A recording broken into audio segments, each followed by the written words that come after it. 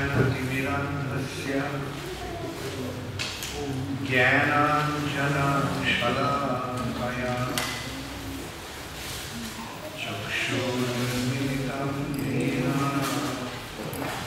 तस्मै श्रीगुरवे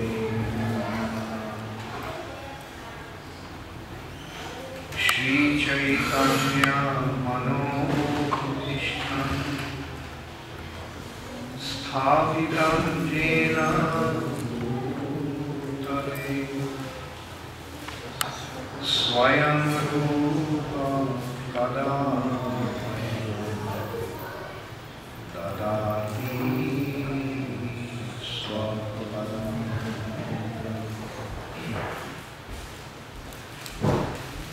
वन्दे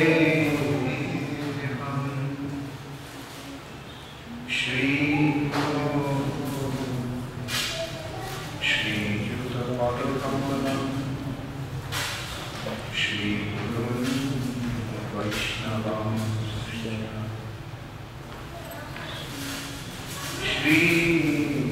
श्रीरूपं साग्रजातं सहगण रघुनाथान्वितं त्वं सजीवं साद्वैतं सावधूतं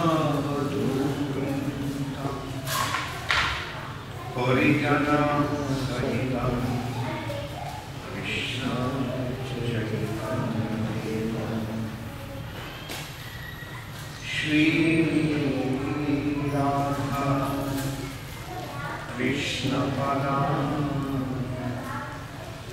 सहगना ललिता श्री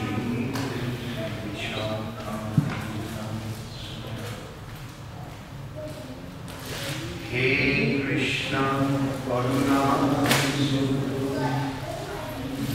दीनबन्धो जगत्पते गोपेश गोपिका राधा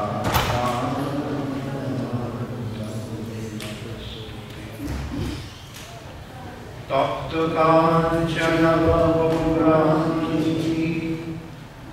राधे वृंदावनेश्वरी वृषभानुसुते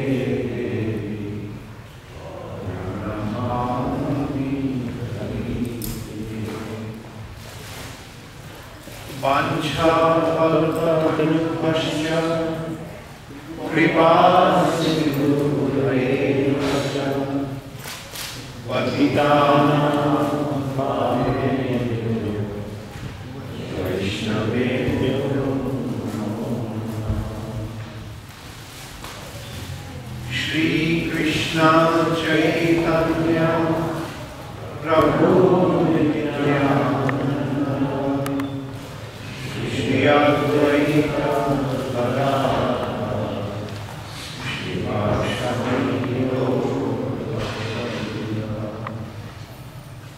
हरे कृष्णा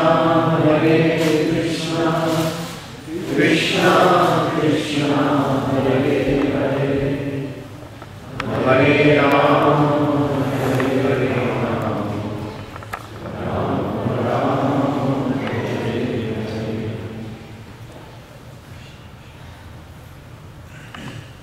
भगवते वासुदेवाय ओम नमो भगवते वासुदेवाय ओम नमो भगवते वासुदेवाय ओम नमो भगवते वासुदेवाय ओम नमो भगवते वासुदेवाय ओम नमो भगवते वासुदेवाय। नारायणं नमस्कृत्य नरं चैव नरोत्तमं देवीं सरस्वतीं व्यासं ततो जयमुदीरये।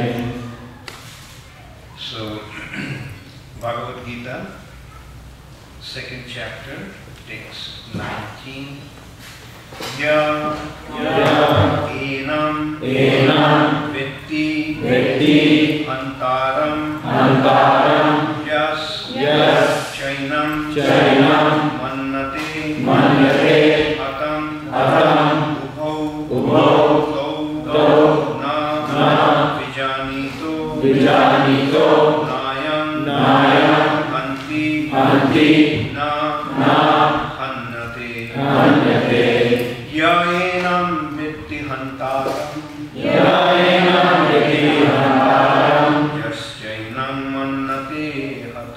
yas cainaṁ manyate hatam, ubhau tau na vijānīto,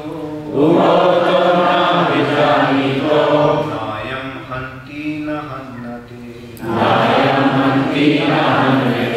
ya enam vetti hantāraṁ,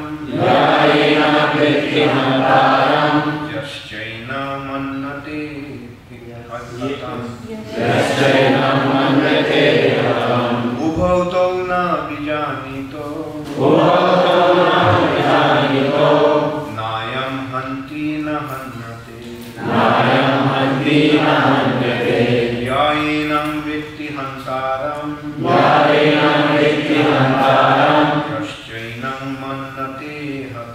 yas cainaṁ manyate hatam, ubhau tau na vijānīto,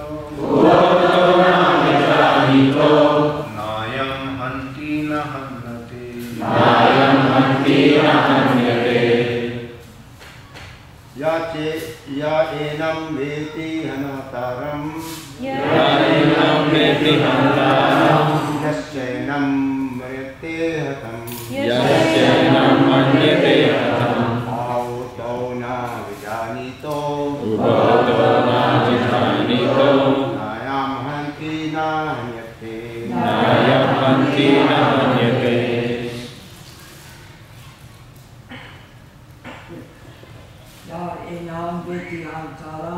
Ya enam vetti hantāraṁ, yas cainaṁ manyate hatam, ubhau tau na vijānīto, nāyaṁ hanti na hanyate, ya anyone who enam this vetti knows hantāraṁ the killer, yaha anyone who cha also enam this manyate thinks hatam kill ubhau both tau they na never vijānītaḥ are in knowledge na never ayam this hanti kills na nor hanyate is killed. Neither he who thinks the living entity the slayer, nor he who thinks it slain is in knowledge. For the self slays not, nor is slain. Please repeat after me. Neither he who thinks the living entity the slayer, nor he who thinks it slain, is in knowledge. For the self slays not, nor is slain.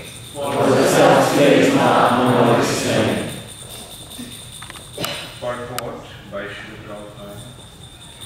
When an embodied living entity is hurt by fatal weapons, it is to be known that the living entity within the body is not killed. The spirit soul is so small that it is impossible to kill him by any material weapon, as will be evident from subsequent verses. Nor is the living entity killable because of his spiritual constitution. What is killed or is supposed to be killed is the body only. This, however, does not at all encourage killing of the body. The Vedic injunction is ma hiṁsyāt sarvā bhūtāni. ma hiṁsyāt sarvā bhūtāni. Never commit violence to anyone, nor does understanding that the living entity is not killed encourage animal slaughter. Killing the body of anyone without authority is abominable and is punishable by the law of the state as well as by the law of the Lord. Arjuna, however, is being engaged in killing for the principle of religion and not whimsically. Jainam vetti hantāraṁ jas jainam manyate hatam ubhau vijānīto nāyaṁ hanti na hanyate. So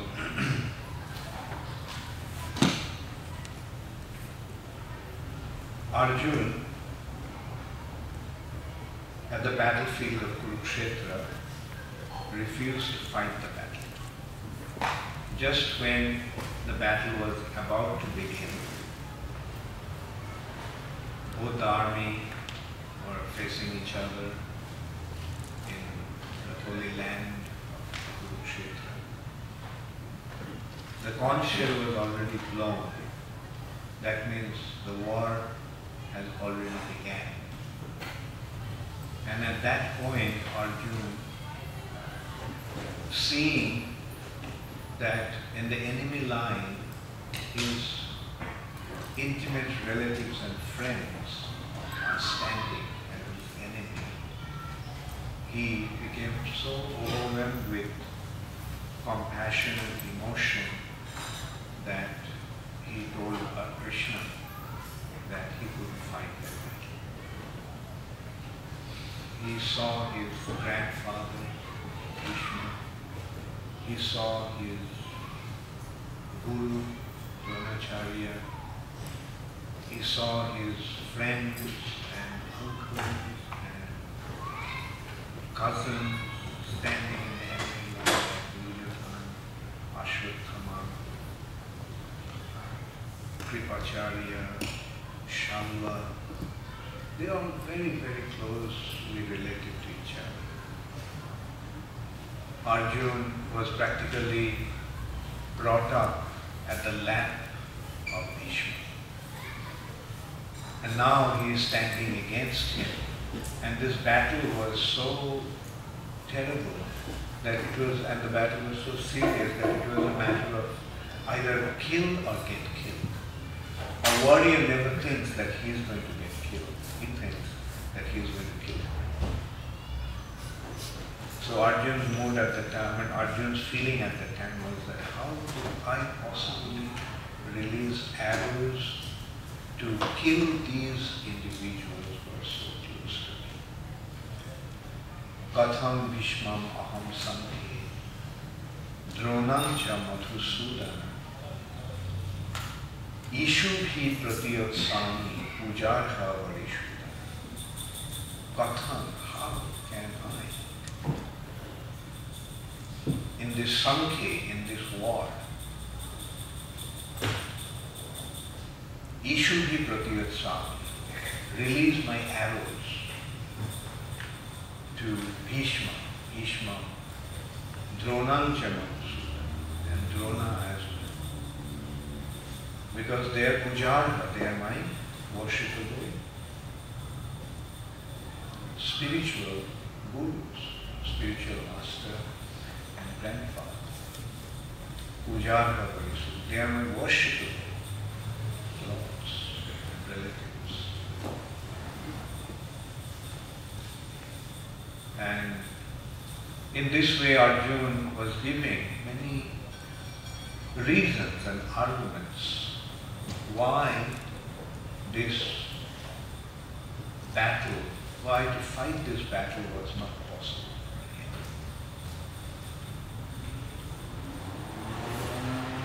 And but at the end, Arjuna actually submitted to Krishna. He told him that I don't know what I should do. I am accepting you as my spiritual master, so will you please tell me what I should do? Will you guide me? At that point, Krishna started to advise Arjuna. Prabhupada mentioned that Krishna did not say anything to Arjuna until Arjuna accepted him as Guru and submitted himself. And when he did that, then Krishna started to tell him. And what was the first thing that Krishna told him? Krishna told him that, look, you are lamenting over things that one should not lament about. Ashocham, anushocastvam, yet pragyavadansya bhashasya. You are speaking like a pragyavada, speaking like a pandit, speaking like a wise man. You are speaking like a wise man, but you actually don't have any knowledge. You are lamenting over something that one should lament about. And gatasuna gatasuna nāyaṁ sojati. One who is really situated in knowledge doesn't lament about something that is transient and perishing. And then Krishna started to explain to Arjuna the science of Bhagavad Gita. From verse, in this chapter, second chapter actually, Krishna started to advise Arjuna. Verse 12 onwards. And today we are discussing about the 19th verse. In previous 7 verses, Krishna gave enough information to Arjuna about the permanent nature of the soul and the transient, perishable nature of the body. So in this way, Krishna is actually explaining to Arjuna about the difference between matter and spirit. We are in a world of matter, material world. This is the world of matter. And by nature, matter is inert. Dead matter. Matter is dead. Matter is inert. Matter is unconscious. Matter is devoid of life. But in this world of dead matter, we see some living things. Why and how? That is what Krishna is actually establishing. That the body is made of matter, but it is due to the presence of the soul that the body made of dead matter is alive.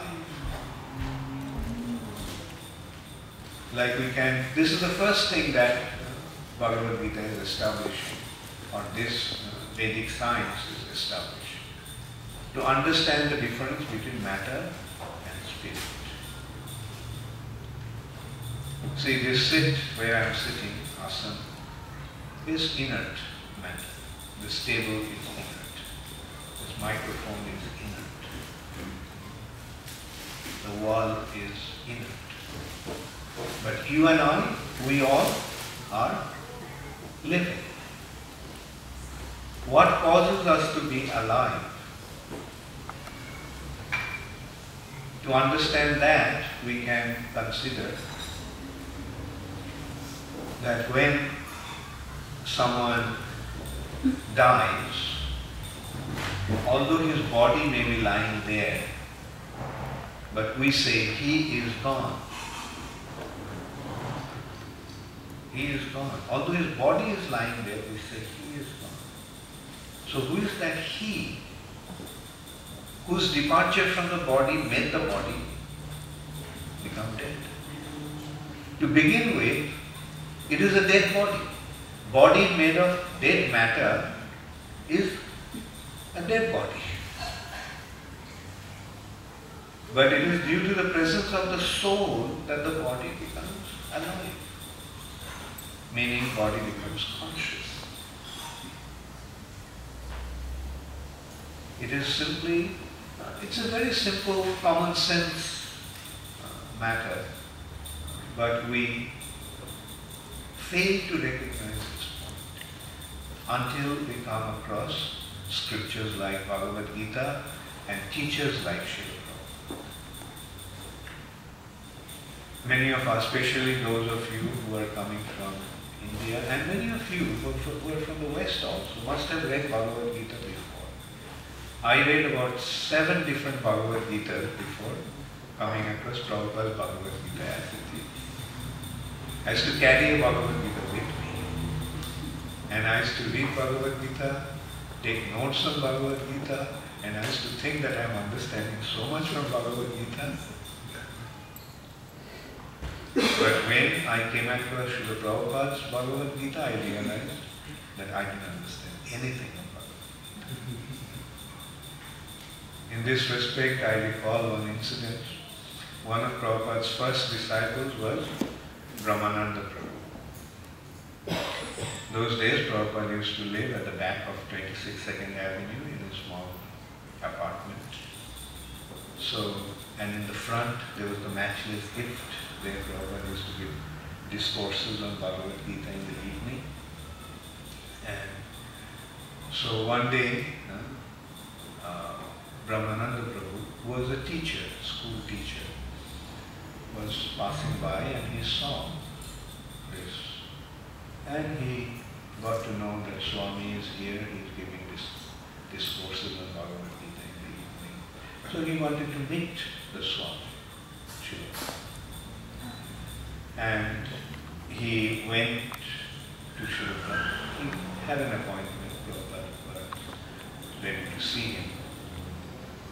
So when he went to Srila Prabhupada, he tried to impress Srila Prabhupada by saying that he also read Bhagavad Gita. And he had a Bhagavad Gita with him also. So Prabhupada was naturally impressed. But Prabhupada told him, okay, just open any page of the Bhagavad Gita that he was carrying. So he opened that page, just opened one page like that, and Prabhupada said, read. So he read, and Prabhupada said, close the book. He closed the book. He said, Prabhupada said, tell me what you understood. And Brahmananda realized that he didn't understand anything. And then Prabhupada explained that to understand Bhagavad Gita, you need a bona fide teacher, a qualified teacher, a bona fide spiritual master. And that kind of bona fide spiritual masters are rare in this world, who really understand Bhagavad Gita. Srila Prabhupada is one such rare spiritual master. And Srila Prabhupada came and he presented Bhagavad Gita as it is. Why Prabhupada's Bhagavad Gita is entitled as Bhagavad Gita as it is? How many of you know? How many of you want to know? Okay. You see, as it is, Prabhupada explained, as it is means the way Krishna gave it and the way Arjuna understood it. That is what makes Bhagavad Gita as it is. The way Krishna spoke and the way Arjuna understood it. There are many Bhagavad Gitas. I remember in 1976 actually, we took a survey.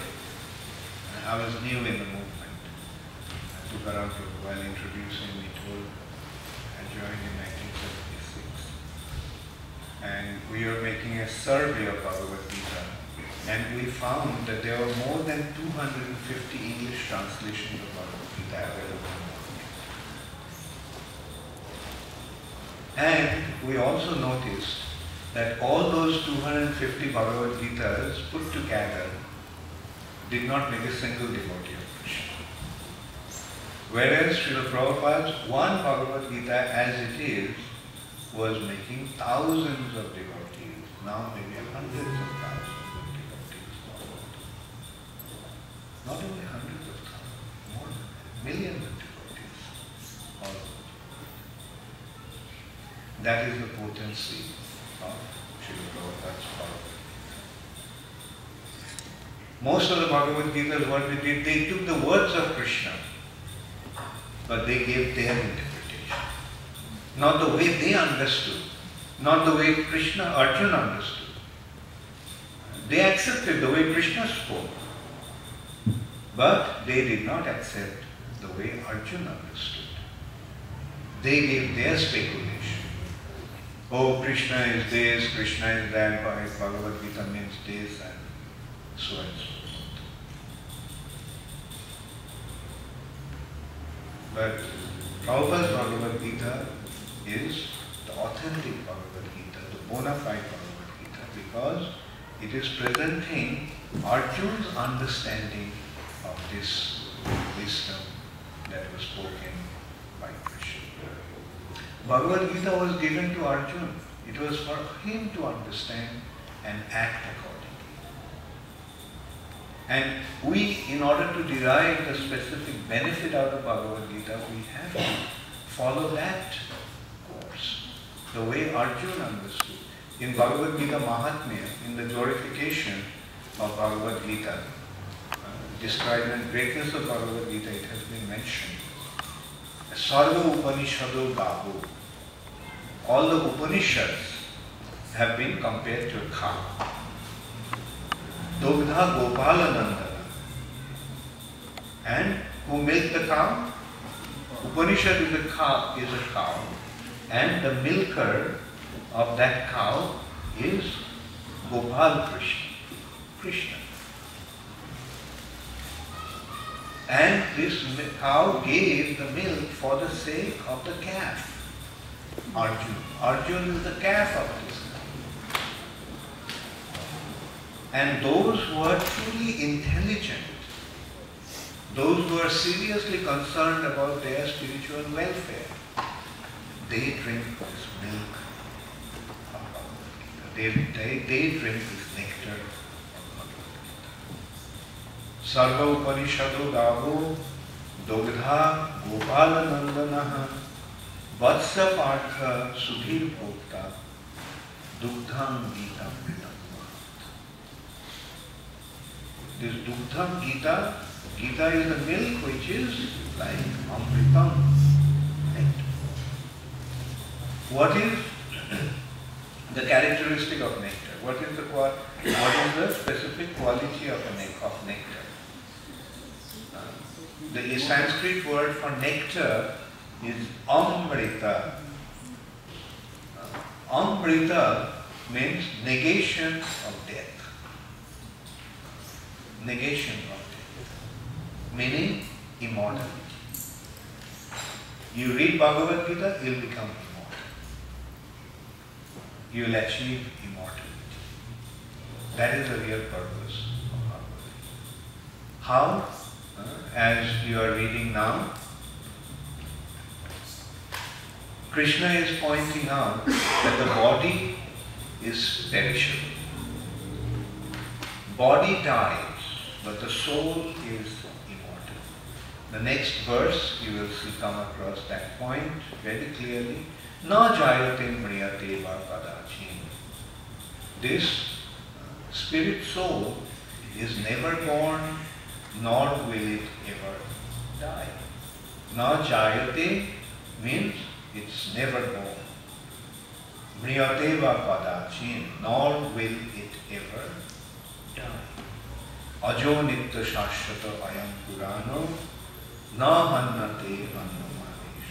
Even if the body is slain, even if the body is killed, the soul cannot be killed. Soul may leave the body in certain condition when the body is severed by some weapon or body is burnt by fire, then the soul may leave the body. And when the soul leaves the body dies. But the soul never dies. And what is our real identity? Our actual identity is the body or the soul? Soul. Very good. How many of you think that you are a spirit soul? Thank you.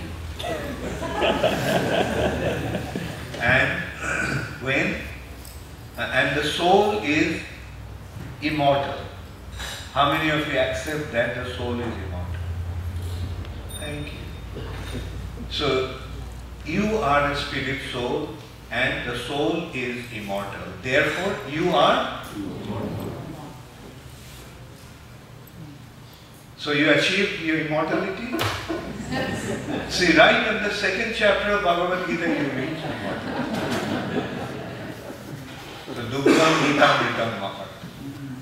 This great nectarian milk of this Bhagavad Gita gives us immortality. Drink it, you'll become immortal. But how do you drink this nectar? Something you drink with your mouth and something else you drink with your ears. You drink this nectar of Bhagavad Gita through your ears and you will achieve immortality.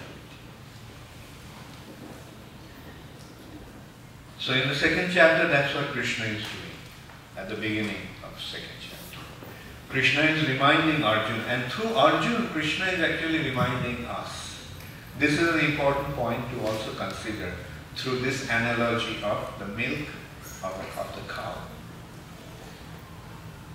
Although the cow gives milk for the sake of the calf, but the calf doesn't drink all the milk. Those who have any experience with cows, you know that if the calf drinks all the milk of the cows, or if the cows drink too much of milk, the calf becomes sick. So that means it's nature's arrangement that cow's milk is meant for human beings. Cow gives the milk. Of course, the calf is the impetus for the milk of the cow, but it is meant for the human beings to drink it. So similarly, Krishna gave Bhagavad Gita to Arjuna, but the actual purpose of Bhagavad Gita is for human beings to drink it. Sudhi. Sudhi. Which people, which individuals drink this milk? Sudhi. Now, dhi means intelligence. And su means very advanced, very developed. Also it means very beautiful. So whose intelligence is advanced, whose intelligence is active and whose intelligence is beautiful, Bhagavad Gita is meant for them. They are meant for those individuals.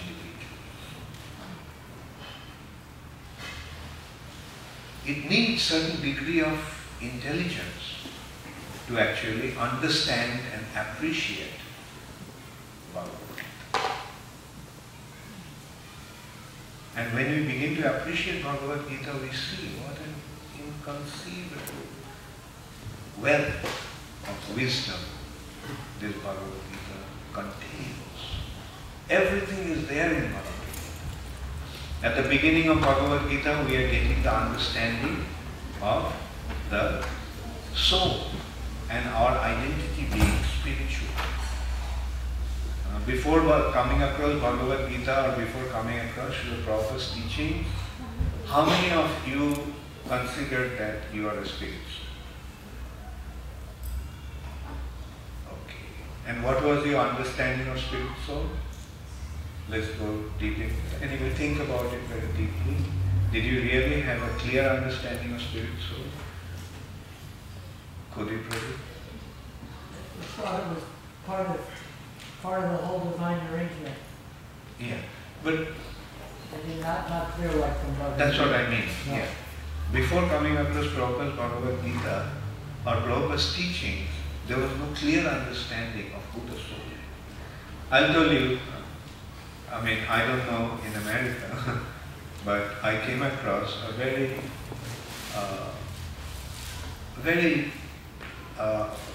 well-educated, well-placed person from the European background, Christian background. He is a grandfather of one of our devotees, and I was having a discussion with him. He is a High Court judge. And I had a difficult time to make him understand that animals have soul. His belief was that animals don't have soul. And here he is a High Court judge. Because, I mean, it took me about 20 minutes to make him understand what actually the soul is. So main thing is that he didn't have any understanding of what the soul is. Therefore, he just went along with the Christian concept. Only human beings have souls, animals don't have souls. And so the reality is that wherever there is life, wherever there is consciousness, we have to conclude that there is a spirit soul. Trees and plants, are they conscious? Yes. Yes. Therefore they are living. Therefore there is a spirit soul. The trees are born and the trees will die at some point. Just as human beings. Animals are conscious. You beat an animal, it will cry. You pat an animal and it will wag its tail. So this is how we can see that wherever there is consciousness, we have to conclude that there is a spirit soul. Now the nature of the spirit soul, yes, we may have accepted the existence of the spirit soul and our identity being spirit soul, our identity being spiritual, but there was no clear understanding of what a spirit soul is. Now Krishna is giving the understanding of the spirit soul. The spirit soul is what makes this body alive. Spirit soul is the source of consciousness. It is due to the presence of the spirit soul that the body is alive. The body goes through so many wonderful changes. The body performs so many wonderful activities. Like every single organ of this body is such a complex mechanism. Like the kidney, a simple organ of this body. But what does it do? What it is doing? It's filtering the blood. The blood in course of circulation is becoming impure, contaminated, and the kidney is purified.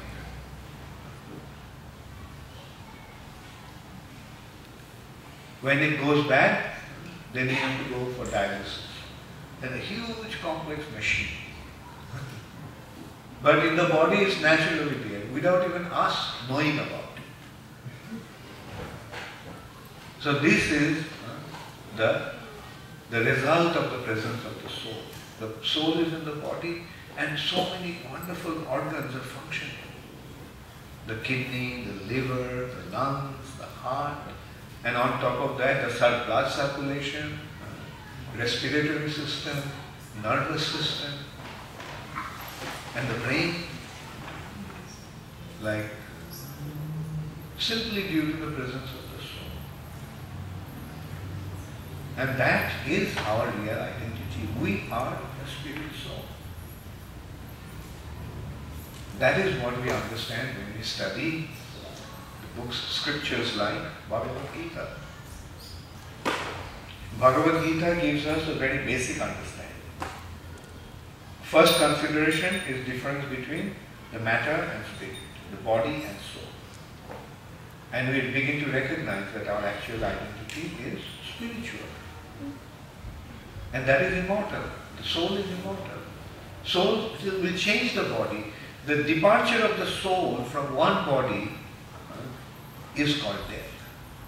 And the acceptance of a new body by the soul is called birth. Birth is soul's acceptance of a new body, and death is the soul's departure from the old body. And the period between, as long as the soul is in the body, we call it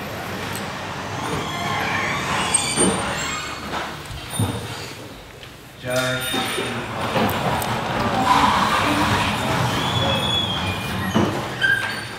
Shri Advaita Gadadhara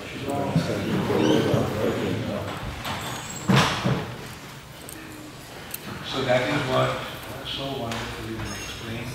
And then it goes to understanding Krishna. We understand the soul, we being spiritual, we being our identity being spiritual, we being spirit soul. And then we get to understand the difference between us and the Supreme Soul, Krishna. That also Krishna had done very wonderfully in the 4th chapter. In the 2nd chapter, Krishna established the identity of the spiritual entity called the spirit soul. In the 3rd chapter, Krishna gave with knowledge of karma yoga, how to function. This arrangement from the time of creation has been designed by the Supreme Personality of Godhead. And there are different arrangements. There are demigods, there are living entities, and the demigods are here to supply the needs of the human beings, and the human beings in return are supposed to react towards the demigods in a certain way by paying them tax in the form of sacrifice and so forth. And then in the beginning of 4th chapter, Krishna told Arjuna that I gave this knowledge first to Vivashwan, the sun god. Imam vivashate yogam praptavan hamam Vivashwan manave prabhu. Then sun god Vivaswan gave it to his son Manu. Manu Ikshaku Ve'abrabheta. Then Manu gave it to his son Ikshaku. Evam parampara praptam imam rajarshri. In this way, through a chain of disciplic succession of saintly kings, this knowledge was flowing. But in course of time, it has become lost. Sakalene hamata yoganashita. And then it says, sa evayam manyate adya yoga praptakurata. Now that old yoga that I have spoken long time ago, I will give it to you to re-establish this wisdom. Then Arjuna had a natural question. Because we have to understand the relationship between Arjuna and Krishna is that of cousins. Arjuna's mother was Krishna's aunt, and Krishna's father was Arjuna's uncle. They were brother and sister. Vasudeva and Kunti were brothers and sisters, brother and sister. So that way they were relatives, cousins. And they were of the same age. Therefore they had a very intimate relationship. And so Arjuna naturally asked him, look, Krishna, you were born just the other day. Aparam bhavato janma param janma vivashata. And Vivashwan was born so long ago. Param janma vivashata. Gathamedad vijānīto tamadu prutavāniti. How can I understand that you spoke this wisdom to Vivashwan? Because Vivashwan was born so many millions of years ago. And you were born just the other day. How can I understand that you have spoken? Then Krishna told him, Bhūtāni me vyatitani janmani bhacharina. Tani aham veda sarvāni attam veda. Many, many times both you and I have taken birth. But about those births, you do not know, you do not remember anything. Whereas I remember everything. Taniham Veda sarvāni. Sarvāni means all. About all those births, about all those activities, of every single moment I remember everything. And then Krishna said that actually I am unborn. I don't need to take birth. But still I take birth. I not take birth, I appear by the arrangement of my internal potency. Ajopi sanam vayatma bhūtānaṁ ishvaropi san prakritim sham adhishthaya sambhavami Atma-mayaya, my internal potency. Sambhavami, not born. Sambhavami, I manifest myself.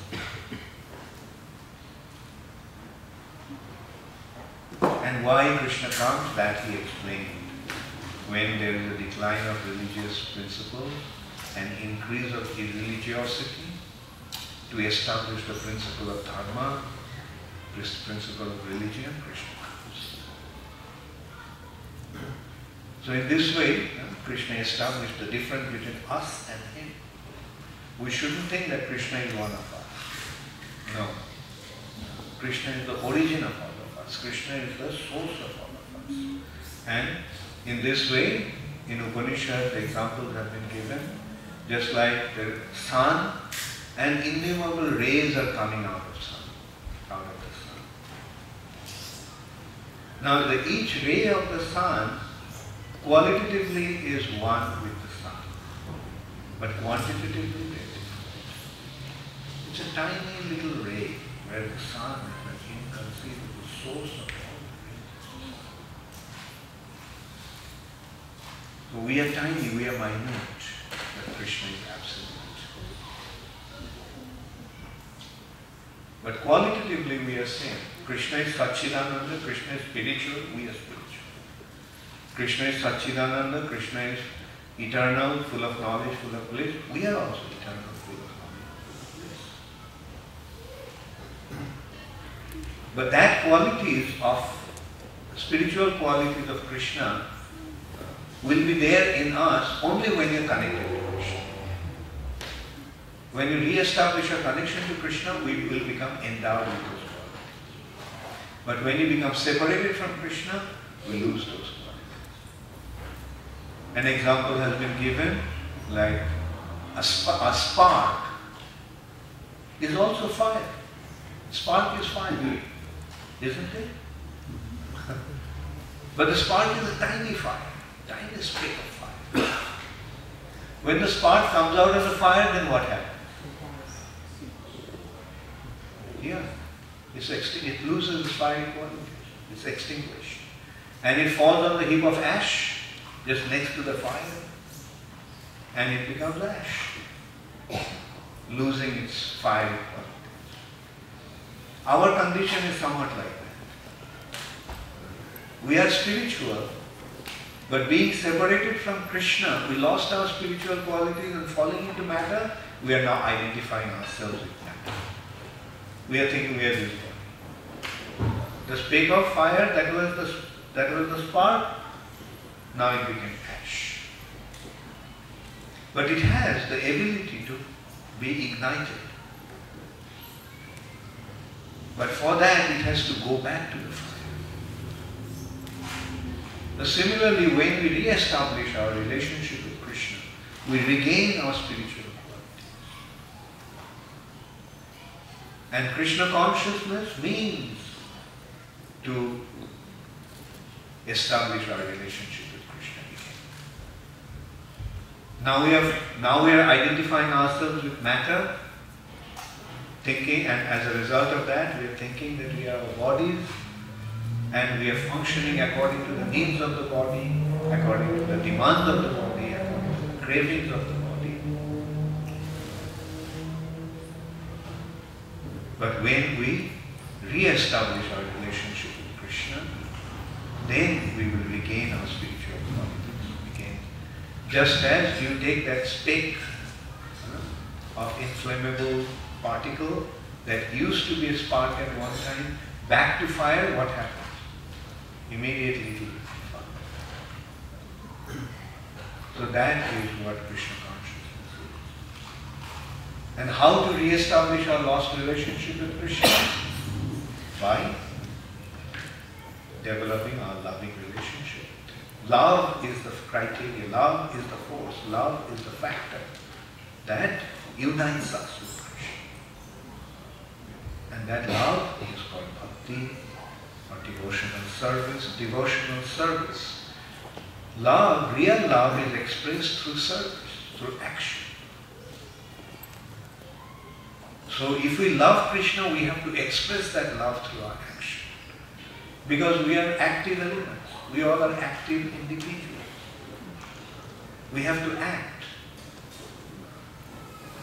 So when we act in order to express our love for Krishna, then we become reconnected, reunited with Krishna. So that is the simple teachings of Bhagawat Gita and all the Vedic scriptures. Thank you all very much. Hare Krishna.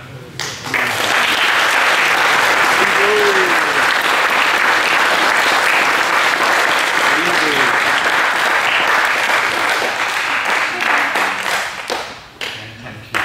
Does anybody have any question or comment? Yes. Yes. Maharaj, can you please explain the difference between Yoga Maya, Atma Maya and Devi, Daiva Maya? Yeah. You see, Daivi Maya and Yoga Maya and Atma Maya is the same. And Maya means energy of life. And there are two types of energy in that respect. External energy, which is called Mahamaya, and internal energy of the Lord, which is called Yoga Maya or Atma Maya or Daivi Maya. And Daivi is sarvā. So here it is Daivi because although indicating Mahamaya, but it is implying that this Maya is mine. Therefore it is Daivi Maya. Daivi means divine.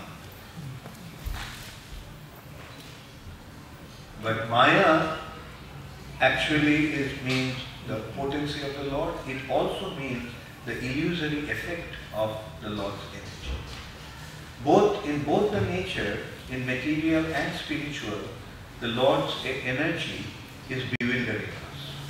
Like in the material nature, it's bewildering us and taking us away from Krishna and imprisoning us into the material. Whereas in the spiritual nature, the Yoga Maya is engaging us in Krishna's service, making the arrangements. So that's why that's also kind of illusion, especially Yoga Maya in Vrindavan. In Vrindavan, Yoga Maya causes a living entity or a devotee or resident of Vrindavan to forget that Krishna is the Supreme Personality of God. But here also we can consider that this Maya is of two types. One is Maya means illusion. Illusion means not to recognize the object as it is. That's what illusion is. So in the material nature, our illusion or forgetfulness is due to our ignorance.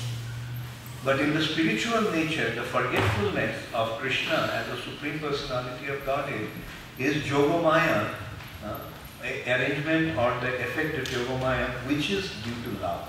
Forgetfulness due to love. One is, sometimes we forget due to our ignorance, and sometimes we forget due to love. For example, the son became the state president. It's not that the mother doesn't know that he is the state president, but because of her love for him, she doesn't care that he is a state president. It's not important that he is a state president. If he comes home late, she chastises him. What have you been doing so late? So this is The forgetfulness due to love. There was some question here. Yes. Yes, Swami, you were explaining that this Bhagavad Gita as it is, originally Krishna spoke in Sanskrit, right? And Vyasadeva is the one who compiled that, because there was nobody writing at the time when he was speaking, right? So, what Krishna said and what Arjuna understood, did Vyasadeva ji explain that? And where did it got? Yeah, okay. Yeah, I got it. Where it got changed? Yeah. You see, what Vyasadeva did, you see, these personalities like Vyasadeva, they have an inconceivable memory. You know, like you can consider a tape recorder. Their memory is like, a first-class tape recorder. Everything is recorded here. And they could repeat it any time. So after Krishna's pastimes, Vyasadeva got Ganesh to write. So Vyasadeva was just narrating what was happening.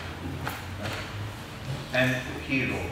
He didn't give any commentary. But the understanding comes from a qualified teacher. Vyasadeva wrote the book. He is like a publisher. He printed the book and marketed it. Right? But you, just by buying the book from a bookshop, cannot master the subject. So what's your profession? Engineer. You are an engineer. So to become an engineer, what do you have to do?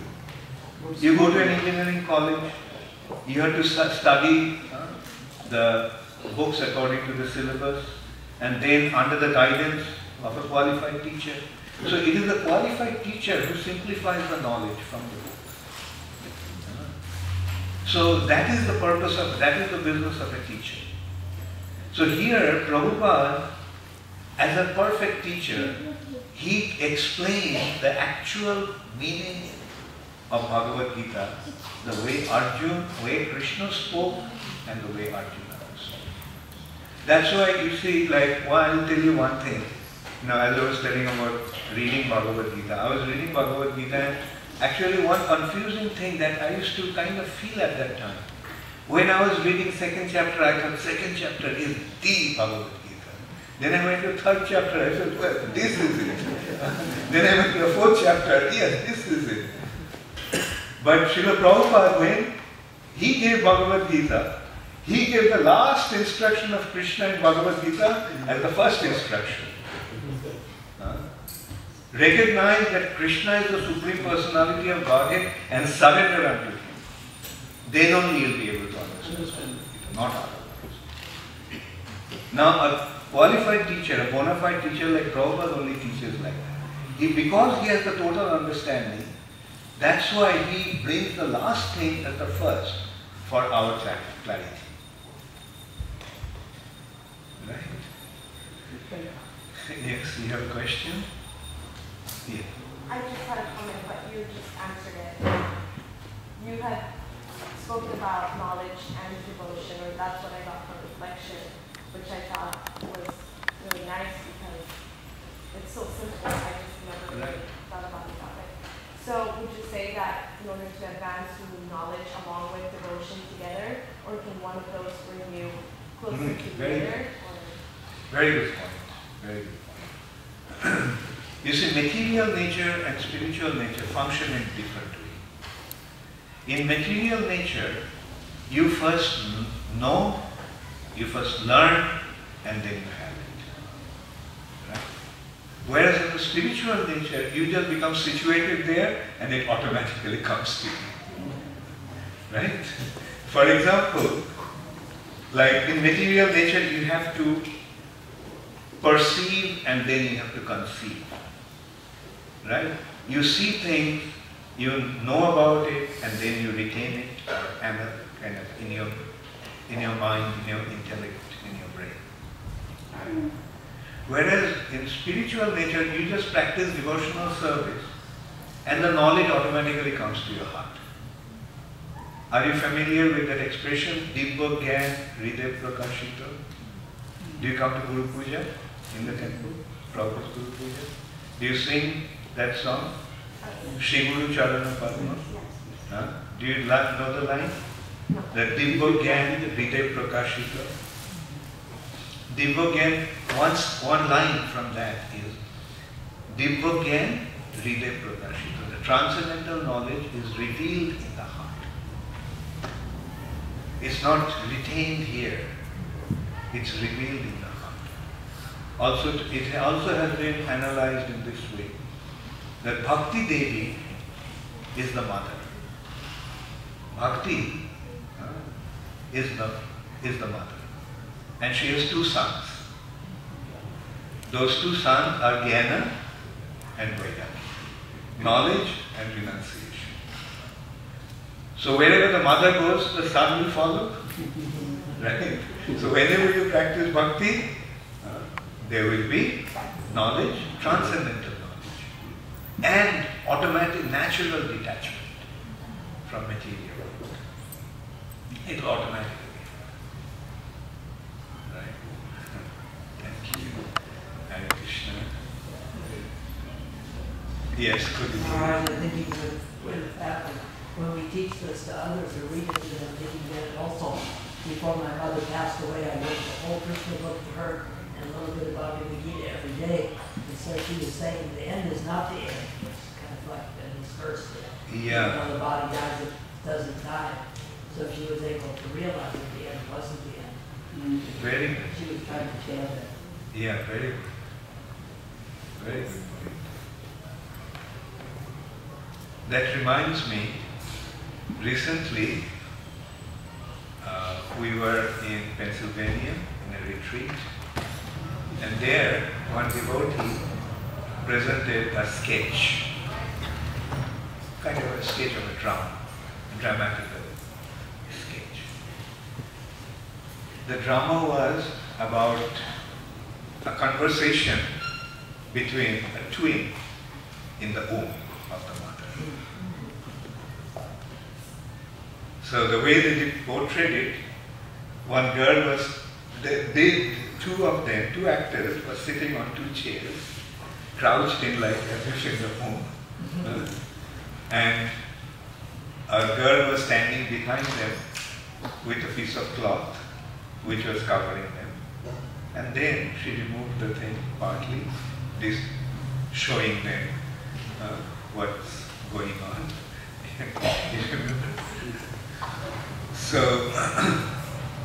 So one of the embryo is sleeping.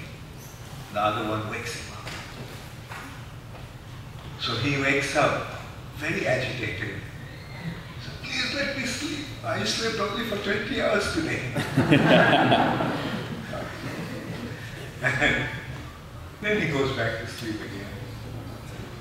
Then the other boy wakes him up again. And he says, look, I have something very important to discuss with you. So what? He said, I heard there's life after birth.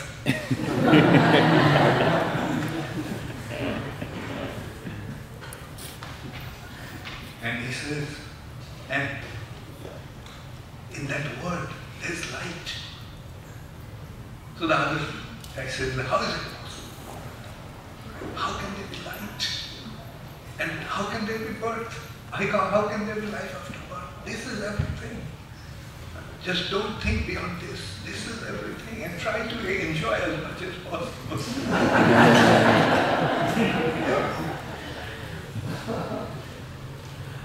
And then he continues, you know, there we can eat with our mouth and we can walk with our feet.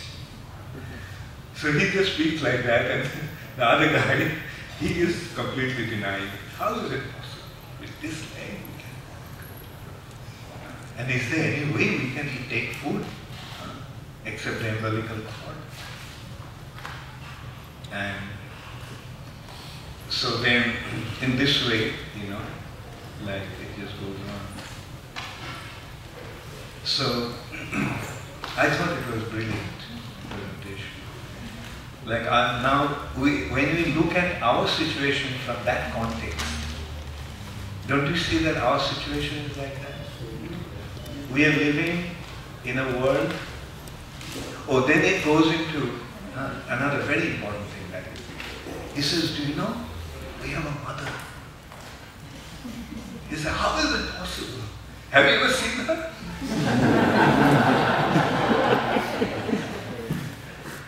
And he says, no, I don't see her, but I can feel her. Don't you realize, don't you feel that it is because of her that we are existing? And then he said, oh, come on, there is no mother. And he says, but you can see, she's all around us. Although we do not see her, but she's all around us. And it's because of her that we are getting everything that we need. She is taking care of us in all respects. And anyway, so I thought of sharing, like, it is so foolish actually, it's so stupid to think that this world is everything and our existence here is everything. There is nothing beyond this. But for that, to receive those information, we need a bona fide spiritual master. We need Vaishnava teachers. Spiritual master means teacher, who himself has the knowledge and who can impart the knowledge. So Prabhupada has created so many bona fide spiritual masters who are distributing his knowledge, and as a result of that, the world is benefiting.